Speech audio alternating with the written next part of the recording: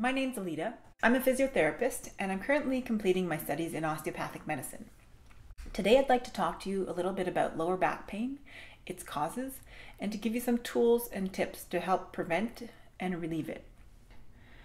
Lower back pain affects most people at some point in their lives, across all classes and economic situations. Its causes are diverse and complex. So let's go into those causes a little bit. They're often related to excessive forces of compression on the joints, such as the facet joints on the sides of the spine, or the intervertebral discs at the center of the spine that serve as shock absorbers. It can also be due to overstretch or strain of the muscles and ligaments of the back. Obviously, the causes can be related to trauma, or it can come on more insidiously, gradually, due to poor postures, lack of flexibility, lack of muscle strength, lack of range of motion, or due to poor body mechanics accomplishing certain gestures. Sometimes the pain or the lack of mobility can be related to a problem with the viscera or the organs of the abdomen or the pelvis, in which case osteopathic treatment is highly indicated. The following videos will aim at remedying many of these problems, and will present some exercises and tips. Not all the exercises will be appropriate for all of you at every stage of the lower back problem. So if you try an exercise and it doesn't feel comfortable, just leave it for later and try it again when you're in a less irritable stage of your back problem. If it still doesn't work, please consult a professional. I'll present the tips that I found most useful in the last decade of my practice in 5 different sections. The first will be posture, the next will be flexibility, the following will be range of motion, the next will be strengthening and lumbar stabilization, and finally I'll give you some tips on lifting and bending.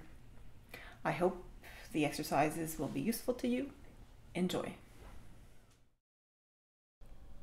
First, we'll talk about posture.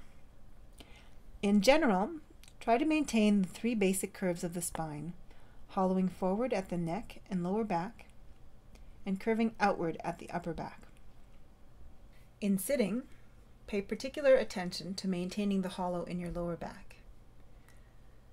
Try to keep your head over your shoulders over your hips, and your legs at 90-degree angles at the hips, knees, and ankles.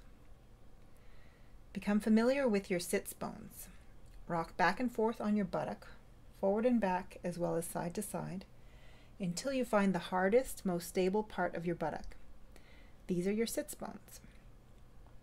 This is where you should maintain your weight most of the time to avoid strain on your back muscles and joints.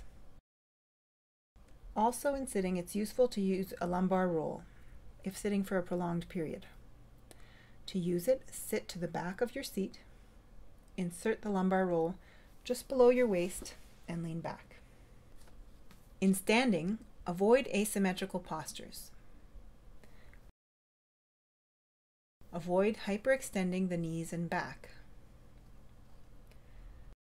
Flex your knees slightly and engage your buttock, abdominal, and thigh muscles slightly, aligning your kneecaps above your second toe. In lying, try to keep your back in the same neutral alignment. Avoid your head being out of alignment with the rest of your body by using a pillow that is adequate for the position you are in. Laying on your back, use a smaller pillow.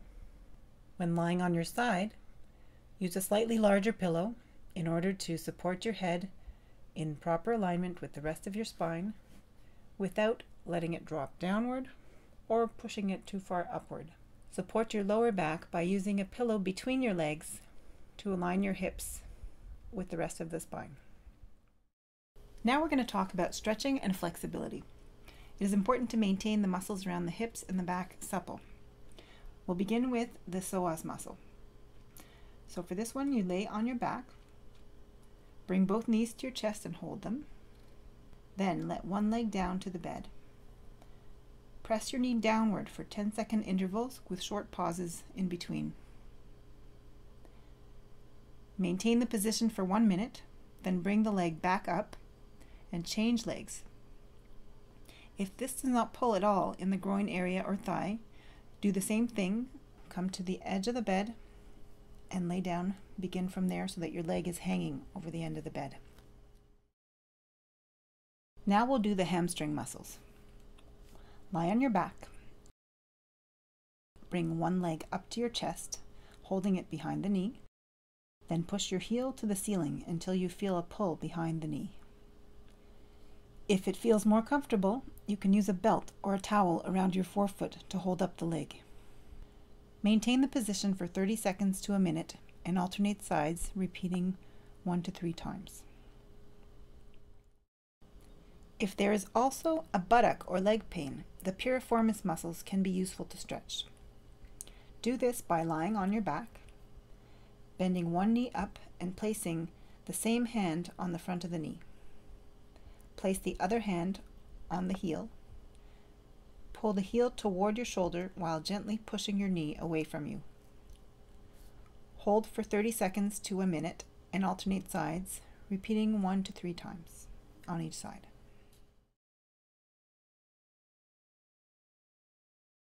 It can sometimes offer relief to stretch the large lat dorsi muscles in what we call the child pose.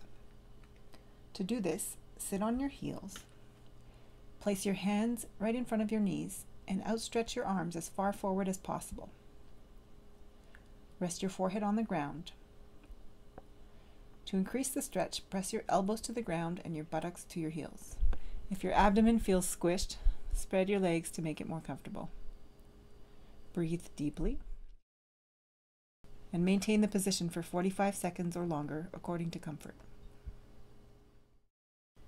Now we'll speak about range of motion.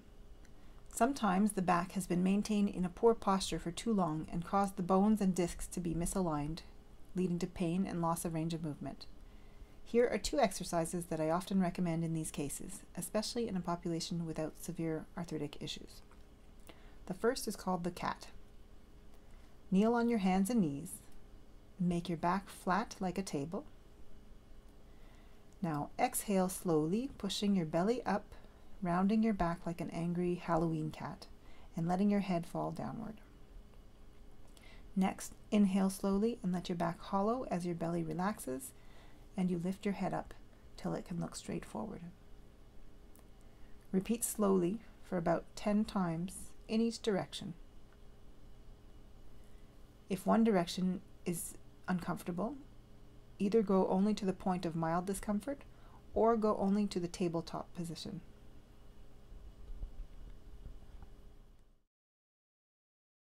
The next exercise I call the Sphinx and is especially useful for disc bulging with or without sciatica.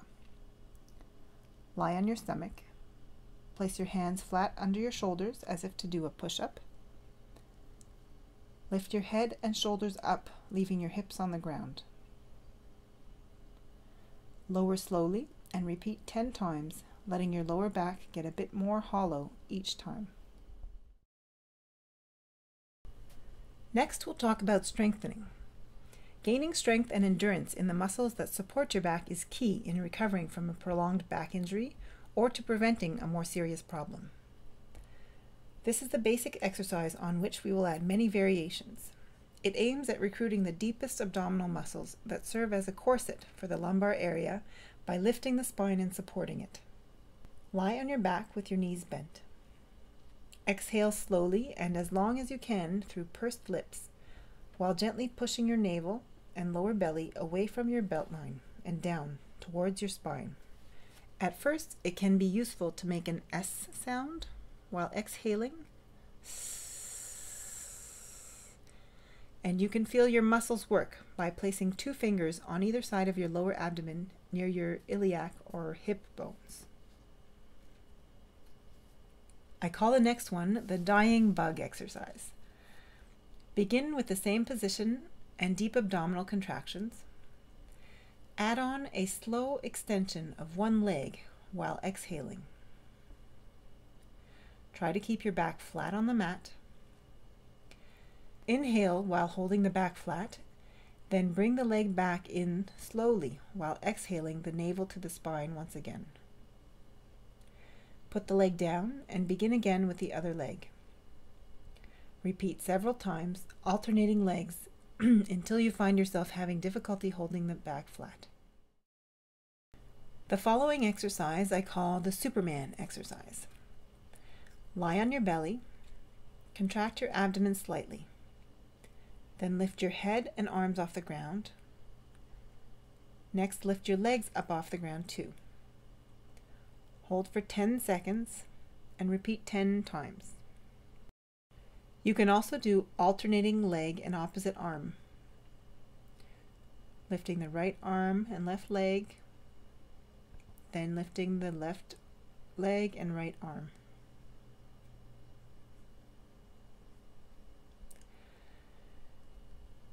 The next exercise is very good for lumbar stabilization.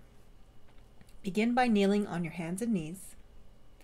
Use your deep abdominal breathing, keeping your back flat like a tabletop. Lift one arm and slowly lift the opposite leg. Try to keep your middle as steady as possible for 5 seconds. Bring down the arm and leg slowly. Begin again with the opposite arm and leg. Repeat 10 times on each side.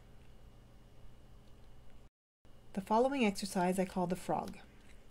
It's a global exercise that both stretches and strengthens while correcting your overall posture. Lie on your back with knees bent. Engage your deep abdominals with an exhale, making your pelvis and back flatten to the ground. Place the soles of your feet together. Then let your knees spread down to the sides without dropping completely by pressing your heels and the sides of your feet toward the ground. Place your palms down on either side of your body. Point your elbows out and roll your shoulders back, stretching your arms downward, making room for your neck. Use each breath to press your abdomen down and gently try to improve the arm and back posture. Maintain the position for 3 to 5 minutes. If you're unable to do so, start with a shorter interval or consult a physiotherapist who does global postural re-education, such as myself, in order to help you get started.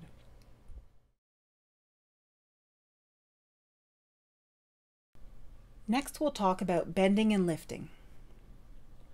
Avoid bending with your back.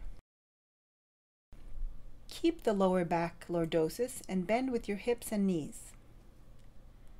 Bring the load close to your body before rising. Avoid overloading.